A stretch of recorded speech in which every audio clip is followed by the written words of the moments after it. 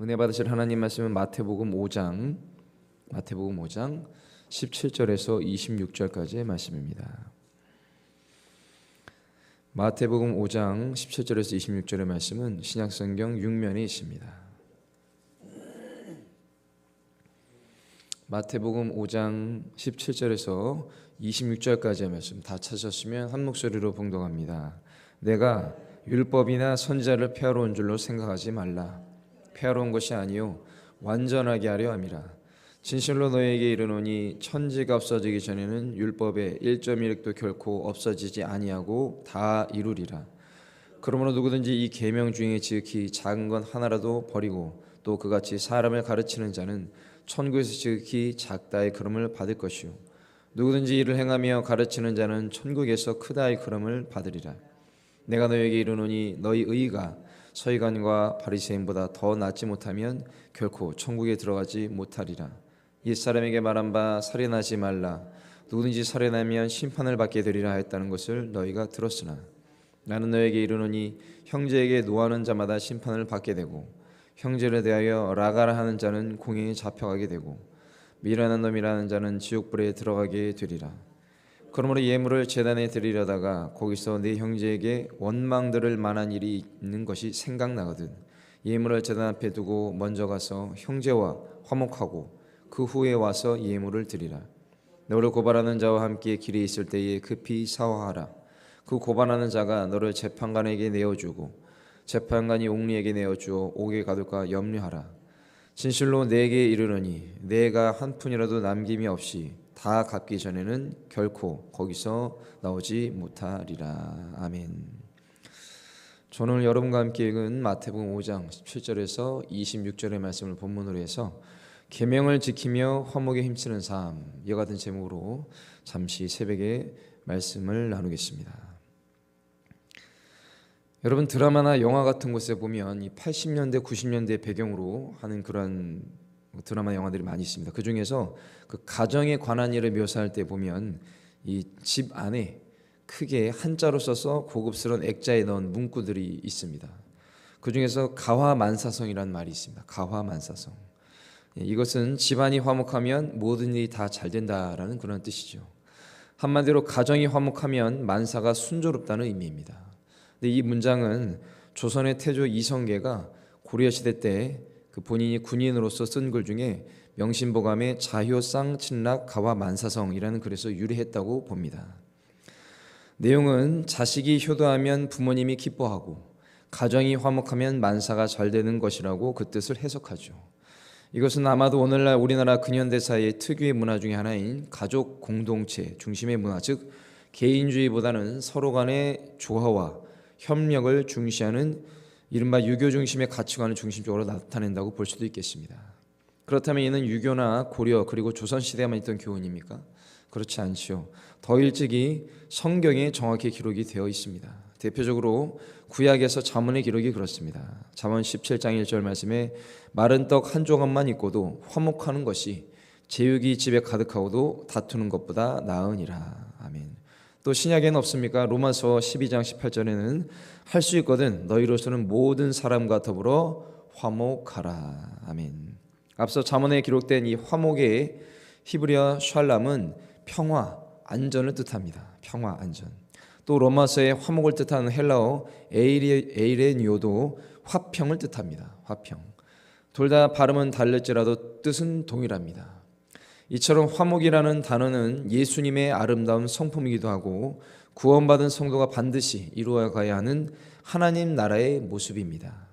궁극적으로 예수 그리스도께서 친히 이 땅에 오신 이유이기도 하지요. 그것은 바로 인간의 죄악으로 거룩하신 하나님과 원수가 된 관계를 해결하시기 위함이었습니다. 에베소서 2장 16절 말씀에 또 십자가로 이 둘을 한 몸으로 하나님과 화목하게 하려 하심이라. 원수된 것을 십자가로 소멸하시고. 아멘. 그렇습니다.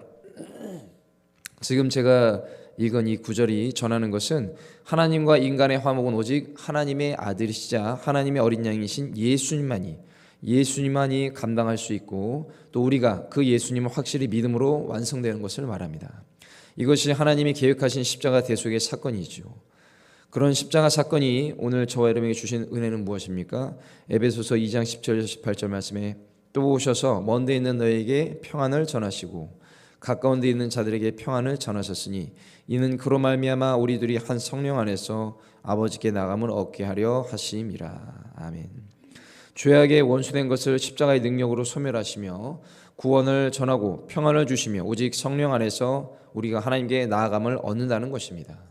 이는 오직 하나님만이 우리에게 베푸시는 선물로 타락한 저와 여러분의 힘과 능력으로는 조금도 가능한 일이 아닙니다. 그러므로 은혜로 구원받은 저와 여러분은 이런 놀랍고 놀라운 선물을 받은 귀한 존재라는 사실을 기억하시고 오늘도 감사, 내일도 감사, 한평생 감사하며 복음을 전하고 사시는 거룩하고 복된 인생이 되시기를 예수님의 이름으로 간절히 축원을 드립니다.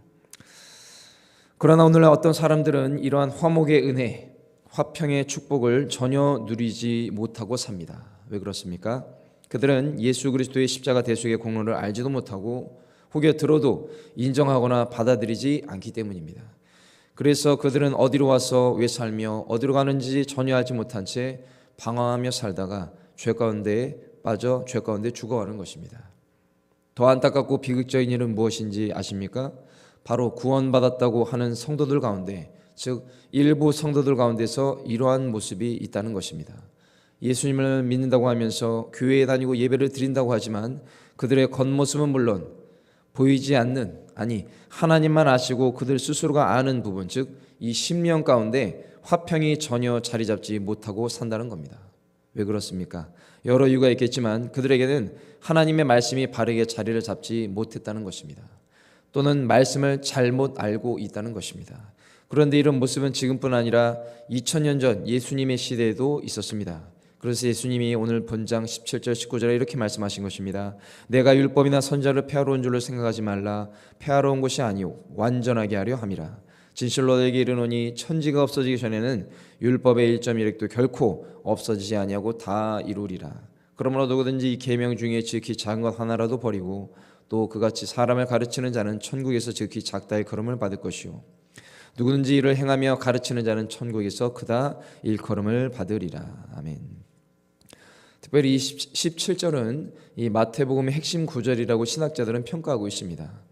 예수님의 가르침이 구약의 율법을 완성하고 또 기독교가 유대교의 전통을 계승 발전시킨다는 핵심을 담고 있기 때문이죠. 즉 저자 마태는 유대인들이 예수님에 대해 많이 오해하고 있고 또 제대로 알고 있지 않은 것에 대한 변증서와 같은 마음을 담아 기록한 것이 아닌가, 이런 개인적인 생각도 듭니다. 당시 유대인들은 예수 그리스도가 이단이며 괴수라고 생각했습니다. 특히 사도행전을 보면 회심 후 사도 바울에게 이 가해진 유대인들이 붙인 별명이 이것을 잘 나타냅니다. 사도행전 24장 5절 말씀을 읽습니다. 우리가 보니 이 사람은 전염병 같은 자라. 천하에 흩어진 유대인을 다 쇠하게 하는 자요 나사렛 이단의 우두머리라. 그렇습니다. 예수님이 부활하시고 승천하신 후에도, 즉 오순절 성령 강림 사건이 있었어도 많은 유대인들이 예수님에 대해 잘못 알고 있었다는 겁니다. 다시 본문으로 돌아오겠습니다. 그러면 예수님은 왜 자신이 율법과 선지서를 반대하고 무너뜨리는 자가 아니라고 말씀하신 것일까요? 주님이 말씀하신 천국의 큰 자는 무엇입니까? 예수님은 유대인들이 겁박이 두려워서 자기 보호나 변명 차원으로 이야기한 것입니까? 아닙니다. 그러면 일반 백성들에게 더 인기를 얻기 위해서 그런 겁니까? 그것도 아닙니다. 간단히 생각하면 예수님의 반대파는 예수님의 언행이 율법을 부정하고 새로운 질서를 세우려는 그야말로 불안당으로 알았던 것 같습니다. 당시 많은 종교 지도자들이 예수님을 오해했고 또 그런 영향 가운데 일반 백성들도 예수님을 잘 몰랐습니다. 종교 지도자들이야 여러 번 말할 것 없이 복음서에 보면 너무나 명백하게 나와 있죠. 그러나 일반 백성들, 즉 오늘 이야기를 듣는 무리들도 그런 자들이 굉장히 많았던 것 같습니다. 대표적으로 요한복음 6장에 보면 예수님이 오병이어 기적을 행하시고 또 따르는 무리들을 향해 영적인 진리, 즉 생명의 떡에 대해 말씀하십니다. 그리고 주님은 그들을 향해 다음과 같이 말씀하시죠. 요한복음 6장 26절 27절에 예수께서 대답하여 이르시되 내가 진실로 진실로 너에게 이르노니 너희가 나를 찾는 것은 표적을 본 까닭이 아니오 떡을 먹고 배부른 까닭이로다. 썩을 양식을 위하여 일하지 말고 영생하도록 있는 양식을 위하여 하라. 이 양식은 인자가 너에게 주리니 인자는 아버지 하나님께서 인치신 자니라. 떡을 먹고 배부른 자들의 입장에서는 주님의 이러한 말씀은 예수님이 스스로 행하신 일에 대해 부정하는 것 같이 보였을 것입니다. 그러자 그들은 어떻게 해야 하냐고 묻습니까? 요한복음 6장 30절 31절에 그들이 묻되 그러면 우리가 보고 당신을 믿도록 행하신 표적이 무엇이니까 하시는 일이 무엇이니까 기록된 바 하늘에서 그들에게 떡을 주어 먹게 하였다 함과 같이 우리 조상들은 광야에서 만나를 먹었나이다. 이런 질문을 한 사람은 무리 중에서 아마도 율법을 좀 아는 사람이었던 것 같습니다. 그러나 예수님은 더 심오한 답변을 하시죠. 주님은 하늘에서 내려온 영원한 생명의 떡을 말씀하시고 그 생명의 떡을 백성들이 달라고 하자 주님은 이렇게 말씀하십니다. 요한복음 6장 35절과 40절의 말씀을 보면 예수께서 이르시되 나는 생명의 떡이니 내게 오는 자는 결코 줄이지 아니할 터이요 나는 나를 믿는 자는 영원히 목마르지 아니하리라. 40절입니다. 내 아버지의 뜻은 아들을 보고 믿는 자마다 영생을 얻는 것이니 마지막 날에 내가 이를 다시 살리리라 하시니라. 아멘. 결국 주님의 말을 듣고 있던 무리들 중에 어떤 일이 일어납니까? 내부 분란이 일어납니다. 그리고 어떤 사람은 예수님이 저 예수가 요셉의 아들이며 일찍이 그의 태생을 그들이 자신들이 알고 있는 사실에 대해 말하면서 예수님을 그야말로 미친 사람처럼 취급하죠. 또 예수님의 출신과 성장 과정을 모르는 또 어떤 사람들은 그러면 예수님이 어떻게 자기 살을 우리에게 주어 먹게 하냐고 하면 서로 막 다툼이 납니다. 요한복음 6장 52절입니다. 그러므로 유대인들이 서로 다투어 이르되 이 사람이 어찌 등이 자기 살을 우리에게 주어 먹게 하겠느냐. 아멘. 결국 주님은 표적을 넘어 하나님 외에는 아실 수 없고 또 성령님만이 알려주시는 진정한 하나님 나라의 영적 비밀을 선포하시자 주님을 따르던 무리들에게서 어떤 변화가 일어났습니까? 요한복음 6장 66절에 그때부터 그의 제자 중에서 많은 사람이 떠나가고 다시 그와 함께 다니지 아니하더라. 그렇게 떠나는 제자들과 많은 무리들의 모습을 보신 주님은 12 제자들에게도 너희도 가려느냐 이렇게 물으십니다. 그러자 요한복음 6장 68절에서 69절에 베드로가 뭐라고 말합니까? 주여 영생의 말씀이 주께 있사오니 우리가 누구에게로 가오리이까? 우리가 주는 하나님의 거룩하신 자이신 줄 믿고 알았사옵나이다. 할렐루야. 사랑하는 성도 여러분, 앞서 오늘 본장 17절에서 예수님이 자신이 율법을 완전하게 하신다는 것과 또 천국에서 큰 자와 또 요한복음 6장의 이야기는 무엇을 뜻합니까? 구원받은 성도의 중심에 있어야 할 것, 즉 성도가 반드시 갖추어야 할 것은 완전하시고 영생으로 이끄시는 하나님의 말씀이시자 자체이신 예수님이 그 마음 안에 확실히 거해야 한다는 사실입니다. 기적이 우리를 구원하는 게 아닙니다. 때론 기적을 보고 믿음이 생길 수도 있겠지만 대부분 순간적인 감정의 변화일 뿐입니다. 즉 일회성이 대부분이라는 것이죠. 그래서 사도 바울은 로마서 10장 10절과 17절에 뭐라고 말합니까? 사람이 마음으로 믿어 의에 이르고 입으로 신하여 구원에 이르느니라. 그러므로 믿음은 들음에서 나며 들음은 그리스도의 말씀으로 말미암았느니라. 아멘. 여러분, 신앙생활 가운데 기적과 또 그에 따른 감정이 구원의 예수님께 인도하는데 좋은 도구로 쓰인다면 참으로 좋겠지만 의외로 오늘날 많은 사람들이 기적을 체험하고 더 깊은 은혜의 바다로 들어가지 못하는 것 같습니다. 왜 그렇습니까? 오랫동안 신앙의 항해를 유지시켜주고 인도하는 이 항해자로서의 하나님의 말씀을 의지하지 않기 때문입니다. 기적에 따른 체험이 시간이 흐르면서 더 성숙하고 더 온전해지면 참 더할 나위 없이 좋은 재료가 되는데 실상은 그렇지 못한 것이 오늘날 일부 성도들의 모습입니다. 그저 과거에 겪었던 체험이나 그 생각에만 머물고 이것을 바르게 인도해 주는 하나님의 말씀이 없으며 혹여 있어도 그저 남을 판단하고 정죄하는 칼날로 사용한다는 것입니다. 사랑하는 성도 여러분, 우리 순복음교단은 어떻습니까? 오직 말씀과 함께 말씀 중심의 체험, 즉 말씀에 기반한 체험 신앙을 가치 있게 여기고 존중하고 장려합니다.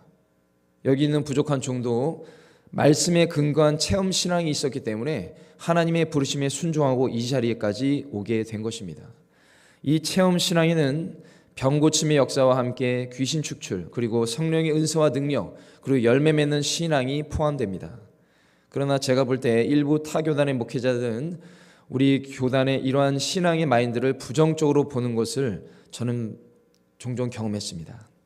한편으로 이러한 체험 신앙이 잘못된 성도들, 즉 말씀이 아니라 자기 생각의 비중이 너무 커서 어떤 사람은 교회와 목회자 그리고 자기 자신에게도 어려움을 주는 성도들을 종종 보았습니다. 그들은 교회를 믿지 못하고 목회자를 의심합니다.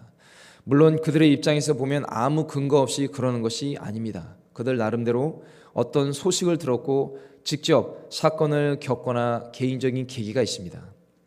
대신에 이런 부분을 하나님 앞에서 나도 추악한 죄인이라는 사실을 먼저 인정하고 오직 말씀과 사랑 그리고 긍휼과 자비와 하나님의 공의를 기대하는 것이 아니라 스스로 공정과 상식, 스스로 하나님이 돼서 정의라는, 자신의 정의라는 이러한 필터를 거친다는 겁니다. 결국 내 생각과 판단에 부합하지 않으니까 의심과 불신이라는 반성경적인 문제를 잉태하는 것이죠.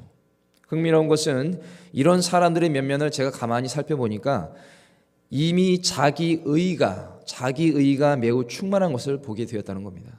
교회를 다니고 예배를 드리며 말씀을 읽어도 자신은 남들보다 더 잘 알고 더 많은 은혜를 하나님께 받았고 더 많이 하나님의 뜻을 잘 안다고 생각한다는 것이죠.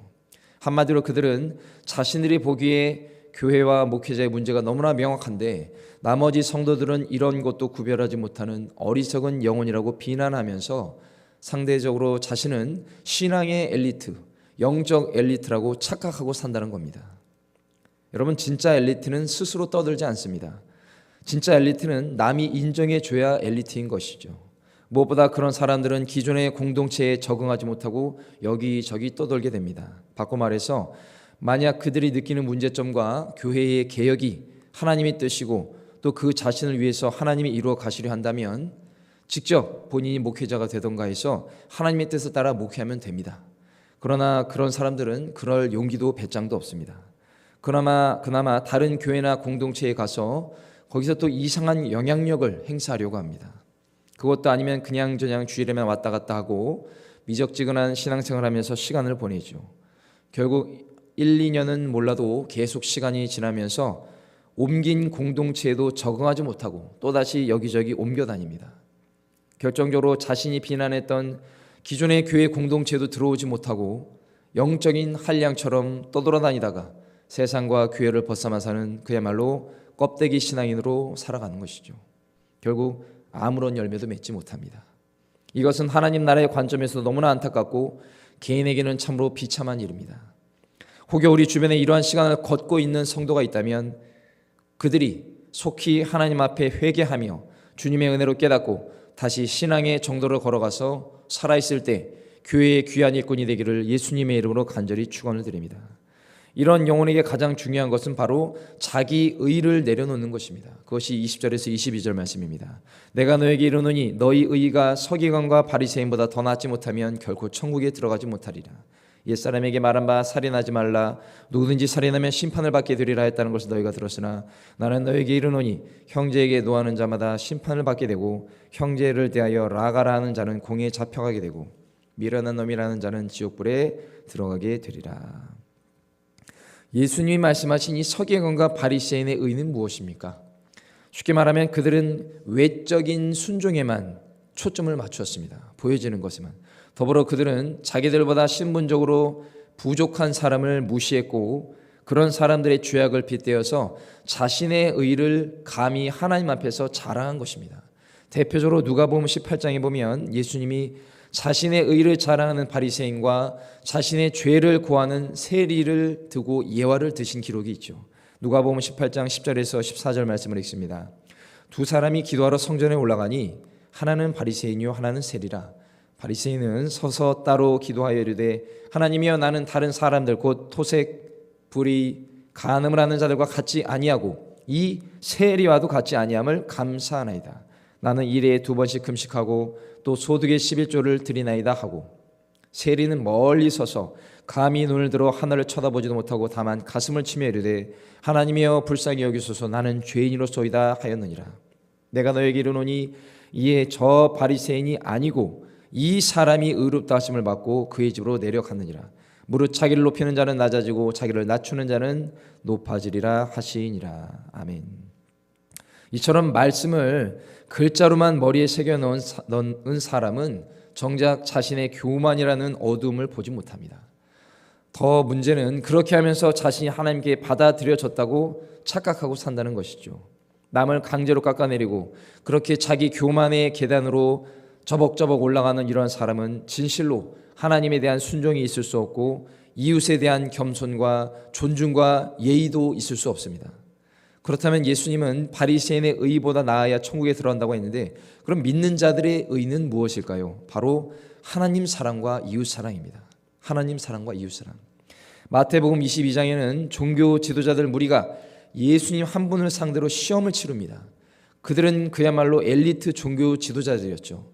그러나 영적인 엘리트는 아니었습니다. 마태복음 22장 34절에서 40절 말씀을 읽습니다. 예수께서 사두개인들로 대답할 수 없게 하셨다함을 바리새인들이 듣고 모였는데, 그 중에 한 율법사가 예수를 시험하여 묻되, 선생님, 율법 중에서 어느 계명이 크니까?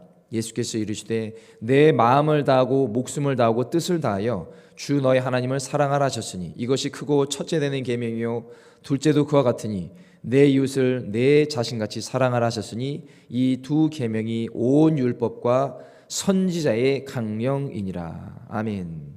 여러분, 근데 이것은 사람의 힘으로 할 수 없습니다. 사람의 힘으로.